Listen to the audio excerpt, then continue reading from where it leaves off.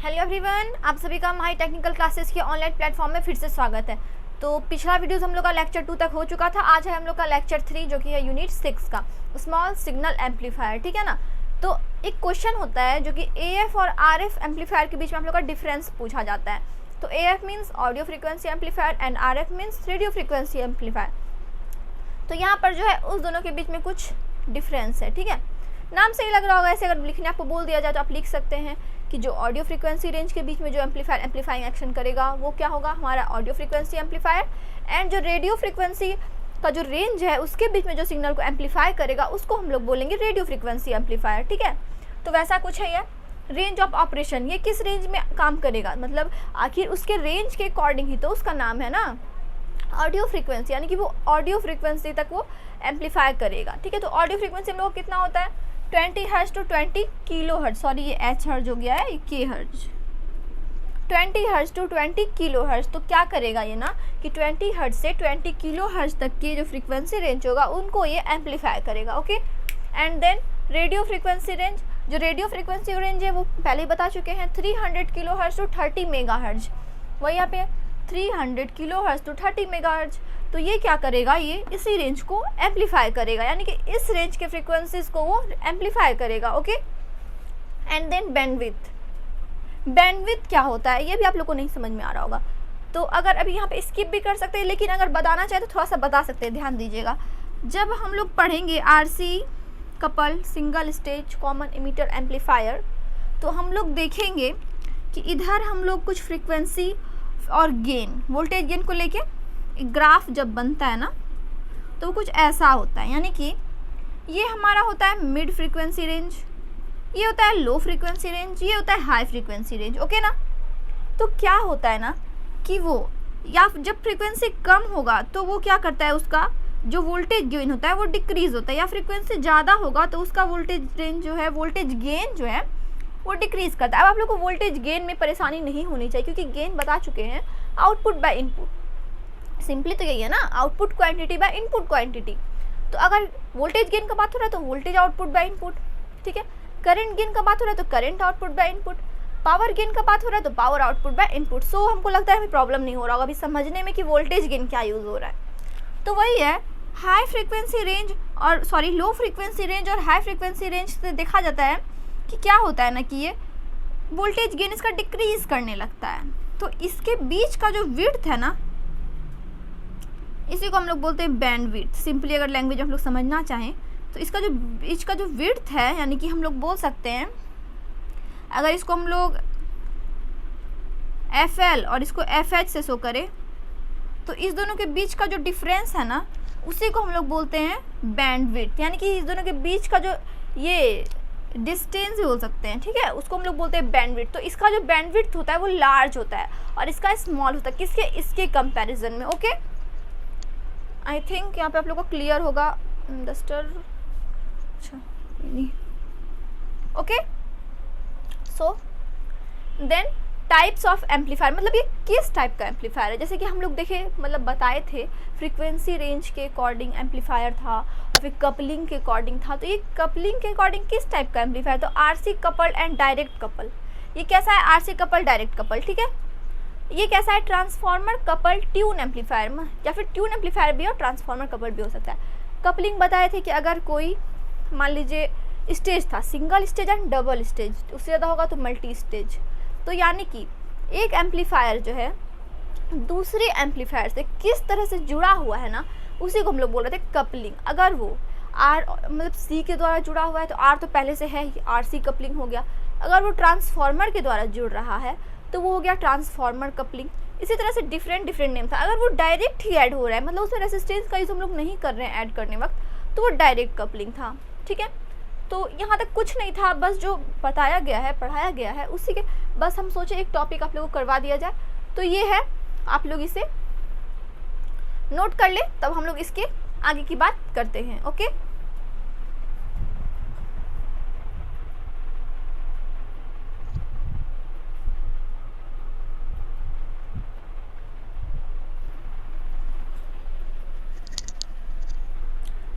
अब अब हम लोग बात करने वाले हैं single stage RC coupled common emitter amplifier. अब आप सोचेंगे इतना बड़ा सा नाम क्या हो गया।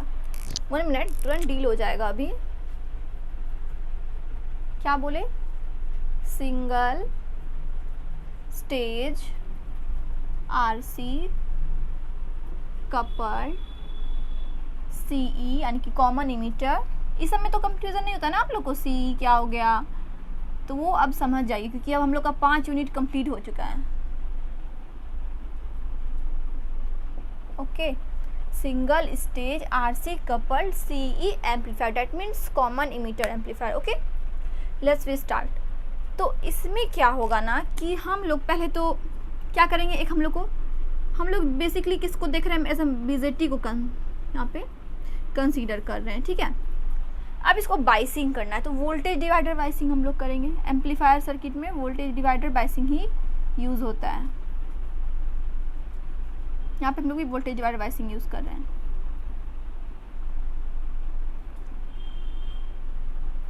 कुछ ऐसा था पिछले भी पहले ही बता चुके आप लोग को। आरसी कपल पे वहाँ पे हम लोग डबल स्टेज यूज़ किए थे, यहाँ पे हम सिंगल स्टेज की बात करेंगे। यहाँ पर एक आपका कैपेसिटर लगा होगा, यहाँ से हम लोग इनपुट सिग्नल देंगे जो कि हमारा क्या होगा, AC V इनपुट। ठीक है, यहाँ तक का तो बात हो गया। अब इसके आगे क्या होगा, यहाँ पर एक और कैपेसिटर लगा होगा, उसका क्या वर्क है वो हम लोग देखेंगे अभी। यहाँ पर भी एक कैपेसिटर आपका लगा होगा। अगर आउटपुट हमको लेना है तो हम लोग इधर से लेंगे। ठीक है, ये हो गया।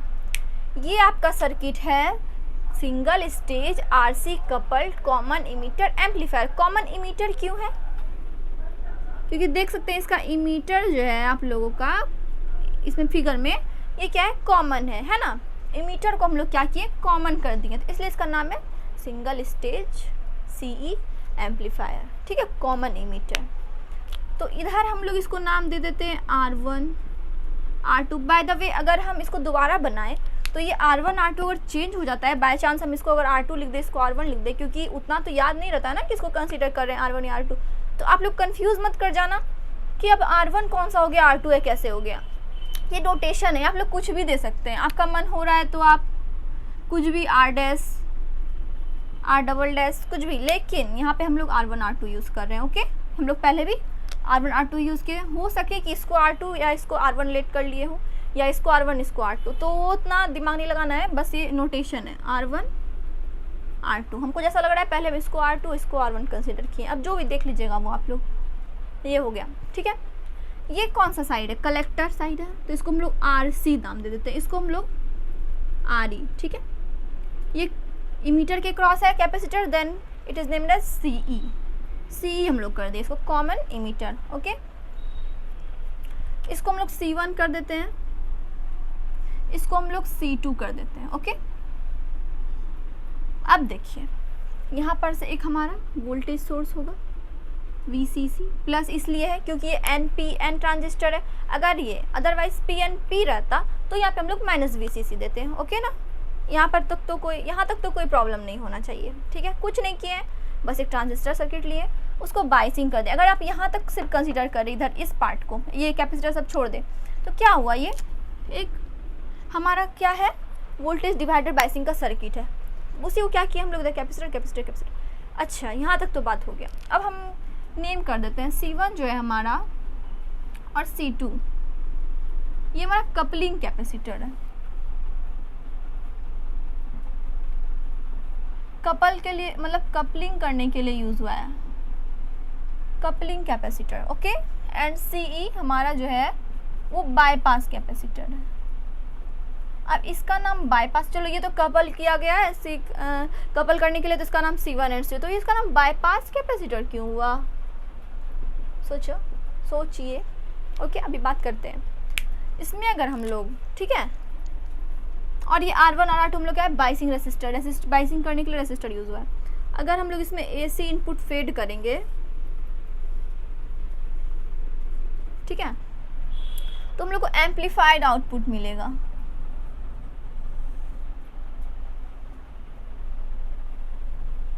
ओके, ठीक है, एम्पलीफाइड हम लोग को आउटपुट मिलेगा। ओके ना। तो अब क्या होगा यहाँ पर जो है एक बिहेवियर को हम लोग कैपेसिटर के फिल्टर में भी कैपेसिटर के बिहेवियर को देखे हैं, फिर से यहाँ पर एक बार हम लोग उसको दोहरा लेते हैं। हम लोग जानते हैं XC ये है क्या? जिस तरह से रेसिस्टर का प्रॉपर्टी होता है रेसिस्टेंस, यानी कि उससे वो रेसिस्टेंस उत्पन्न करता है, अवरोध बोल सकते हैं, प्रतिरोध बोल सकते हैं, उससे जो करंट फ्लो होगा उसको वो अपोज करेगा, तो वो उसका प्रॉपर्टी हुआ रेसिस्टेंस। तो कैपेसिटर का भी यही प्रॉपर्टी है, वो अपने से करंट के फ्लो को अपोज करेगा, तो उसको हम लोग क्या बोलते हैं? रिएक्टेंस।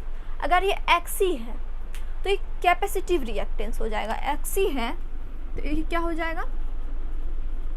Capacitive reactance.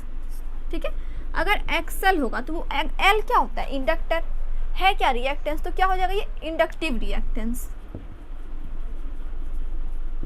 ये क्या हो जाएगा? Inductive reactance. ओके, ये हम लोग के टॉपिक से अलग बात था, लेकिन फिर भी हम यहाँ पर एक बार बताएं। ठीक है। तो हम लोग जानते हैं XC को हम लोग क्या लिखते हैं? 1/ωc। 1/ωc को क्या लिखते हैं?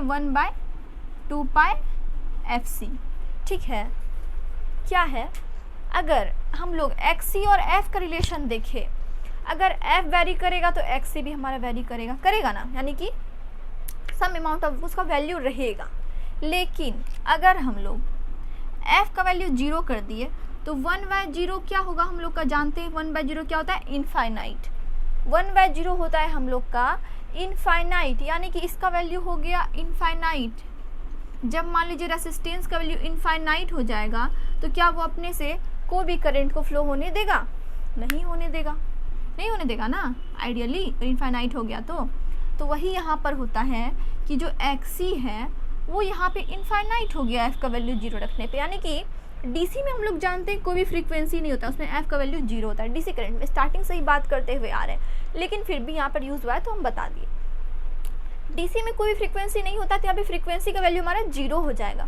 तो ये क्या होगा? इनफाइनाइट रिएक्टेंस उसके लिए हो जाएगा और वो उसको फ्लो होने नहीं देगा। यानी कि हम बोल सकते हैं कैपेसिटर जो है हम लोग का आइडियली DC को अपोज करता है, DC को फ्लो होने नहीं देता है। ठीक है ना। तो ये तो हम लोग का हो गया। अब हम लोग बात करते हैं, जानते हैं हम लोग कैपेसिटर क्या करता है? हम लोग के DC को अपोज करता है, उसको नहीं फ्लो होने देता, उसके लिए वो ओपन सर्किट की तरह बिहेव करता है।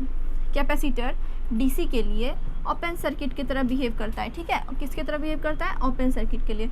और AC के लिए शॉर्ट सर्किट, यानी कि उसमें ईजिली करंट फ्लो होगा। चलिए, यहाँ तक का तो बात हो गया। हम लोग को क्या फीड कर रहे हैं यहाँ पर? AC। यहाँ पे कैपेसिटर क्यों लगाए हैं? यहाँ पे हम लोग कैपेसिटर इसलिए लगाए हैं क्योंकि ये जो इसमें DC का अमाउंट प्रेजेंट रहेगा उसको वो नेगलेक्ट कर दे, यानी कि उसको हटा दे, उसके लिए वो ओपन सर्किट ट्रीट करे। ठीक है। यहाँ से हम लोग का DC अमाउंट ख़त्म हो जाए। ओके। और यहाँ पे भी हम लोग एक कैपेसिटर यूज़ किए। क्यों? क्योंकि हमारा जो AC वैल्यू है वो इस पाथ से ना होके वो इस पाथ से आए। क्यों? क्योंकि यहाँ पे RE है, अगर यहाँ से हमारा IE करंट आएगा तो तो यहाँ पे वोल्टेज ड्रॉप हो जाएगा। वो क्या होगा? IE × RE, जिससे क्या होगा? हमारा जो VC का वैल्यू है वो अफेक्टेड हो जाएगा, वो घट जाएगा, है ना। तो इस तरह से हम लोग को प्योर जो आउटपुट है वो वहाँ का और यहाँ का वैल्यू सेम नहीं मिल पाएगा। इसलिए हम लोग एक यहाँ पे बाईपास करने के लिए IE को एक बाईपास कैपेसिटर यूज़ किए, एक कैपेसिटर यूज़ किए जिसको हम लोग बोलते हैं बाईपास कैपेसिटर। समझ में आ गया होगा? ताकि हमारा जो करंट है वो इधर से फ्लो हो जाए, क्योंकि यहाँ पर क्या है? रेसिस्टेंस नहीं है। और वो क्या करता है? करंट जो है वो लो रेसिस्टेंस पाथ को हायर करता है।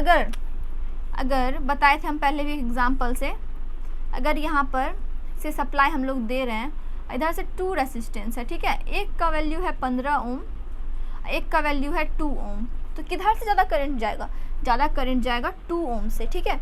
क्योंकि करंट जो है हम लोग का लो रेसिस्टिव पाथ को वो मतलब चाहता है कि हम लोग को कम रेसिस्टेंस मिले, जहाँ से कम रहेगा वहाँ से वो फ्लो कर जाएगा। तो RE के क्रॉस हमारा यहाँ पर करंट फ्लो नहीं करेगा, जिसके ड्रॉप नहीं होगा और हम लोग को मतलब कि आउटपुट अच्छा मिलेगा। तो ये तो हो गया। कपलिंग कैपेसिटर का इंट्रोडक्शन हो गया, सी का इंट्रोडक्शन हो गया। तो बस यही है, यही इंट्रोडक्शन करना था कपलिंग कैपेसिटर का। अब इसी को हम लोग को लिखना है, ठीक है। तो अभी हम लिख देते हैं, फिर बस जो बताएं वही लिखेंगे। पहले आप लोग ये फिगर ड्रॉ कर ले, उसके बाद हम लोग अभी इसको नोट करते हैं। पहले आप लोग कितना फिगर ड्रॉ करें, यहाँ पे लिख लीजिए रेक्टिव एम्पलीफायर, यहाँ पे input AC signal, output amplified AC signal. पहले आप लोग इसे राइट नोट करें।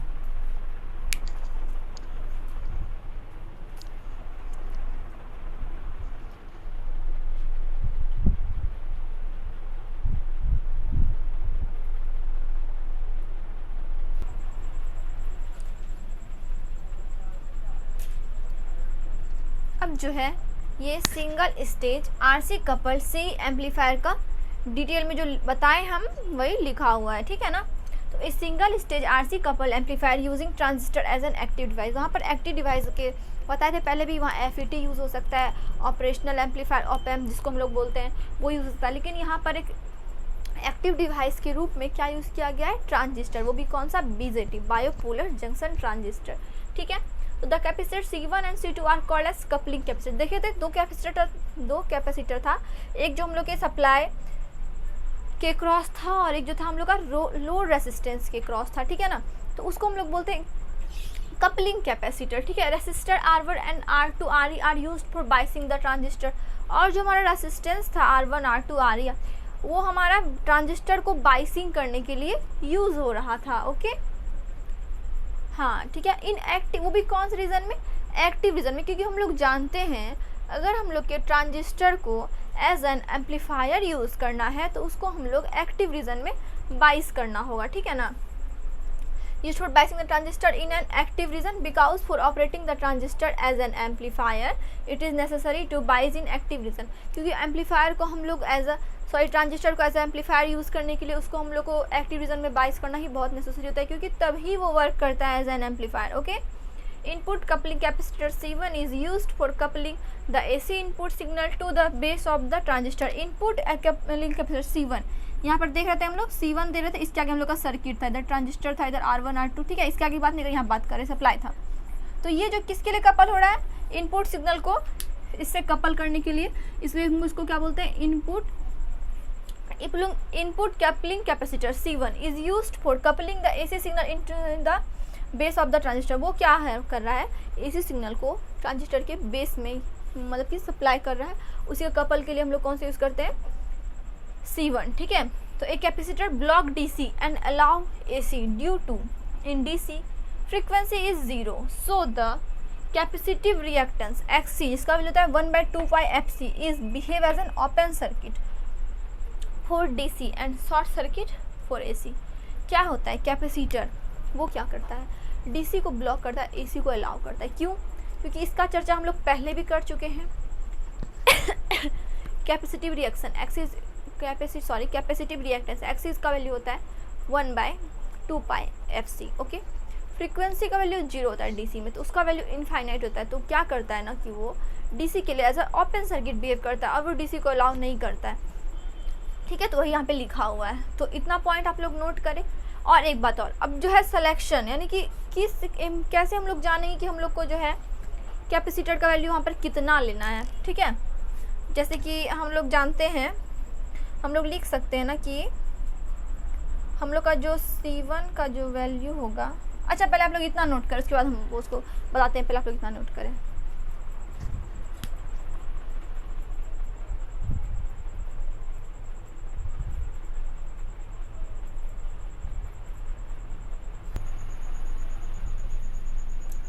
तो अब तो एक बात हो गया, ठीक है, हम लोग कैपेसिटर यूज़ कर लिए। अब उसका वैल्यू किसके अकॉर्डिंग होगा, मतलब किस अकॉर्डिंग से हम लोग उसका वैल्यू चूज़ करेंगे, तो वो इस टाइप से कुछ, ठीक है। Selection the value of capacitor.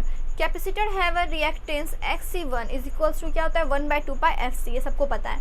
With decreases in frequency the reactance XC1 goes increasing.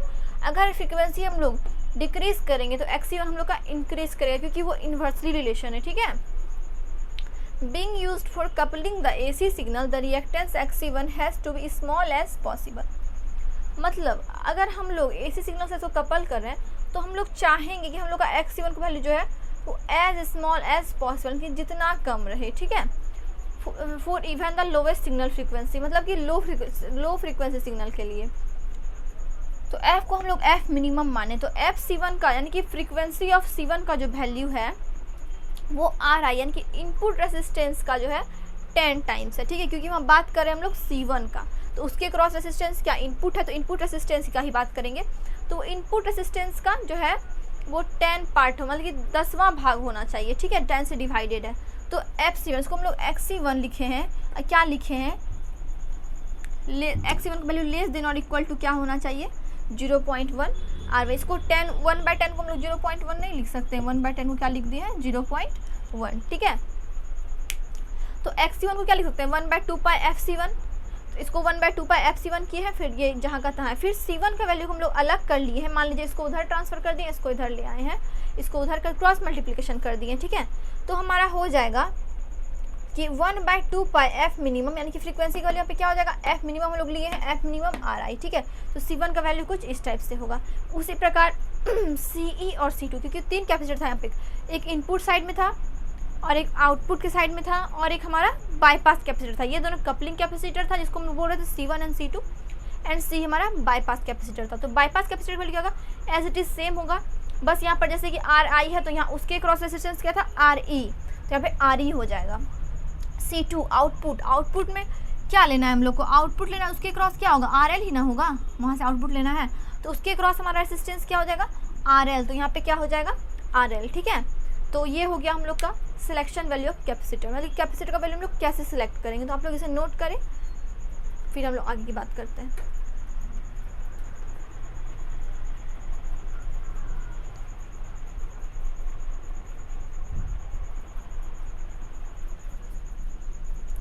ठीक है, तो आप लोग इसको नोट कर लिए होंगे।